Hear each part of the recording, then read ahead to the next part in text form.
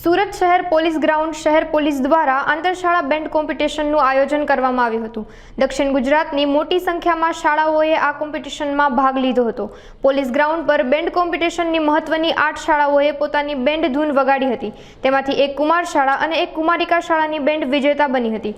તે રાજ્ય કક્ષાએ પોતાનું બેન્ડ વગાડવા માટે જશે અને ત્યાં વિજેતા બનેલી ટીમ ભારત એકતા દિવસના દિવસે સ્ટેચ્યુ ઓફ યુનિટી ખાતે પરફોર્મન્સ કરશે।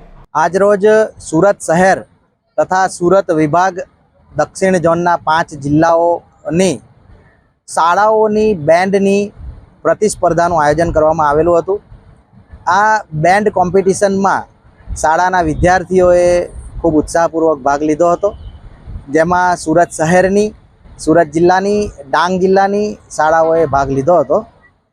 आ बेन्ड कॉम्पिटिशननो मुख्य उद्देश्य राष्ट्रीय एकता दिवस जे 31 ऑक्टोबरे उजववामां आवे छे, जे दिवसे राष्ट्रीय एकता परेडनुं आयोजन एकतानगर स्टेच्यू ऑफ यूनिटी पासे करवामां आवे छे।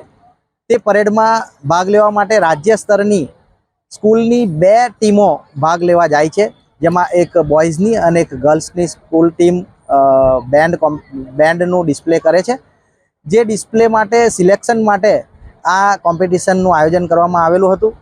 दक्षिण जोनमांथी 2 टीमोने सिलेक्ट करीने राज्य कक्षामां भाग लेवा माटे अने कॉम्पिटिशनमां भाग लेवा माटे मोकलवामां आवशे।